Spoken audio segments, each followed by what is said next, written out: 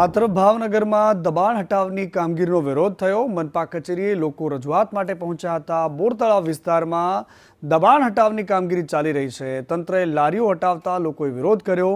Assistant કમિશનરને રજૂઆત કરવામાં આવી છે। તહેવારોમાં ધંધો કરવા આપશે અને પછી આગળ શું વ્યવસ્થા થાય અમને જાણ કરશે, એટલે એના વિશે અમને ખ્યાલ આવશે કે આગળ કઈ રીતે કરવું અમારે, કે આગળ ધંધો કઈ રીતે ક્યાં પથ્થરના આપે છે, જગ્યામાં કદાચ થોડો ઘણો ફેરફાર થાય કે પછી બીજો કાંઈ નિર્ણય બીએમસી લેશે, એવું અત્યારે હાલ અધિકારીઓ કીધેલું છે કે અમે શાકભાજીનો વેપાર કરવી છીએ। મારા જન્મનો તો એ મને યાદ નથી કે મારો જન્મ સ્થળ જ આયા છે, અને અહીંયા લોકો અમને હેરાન કરે છે રોજ ને રોજ।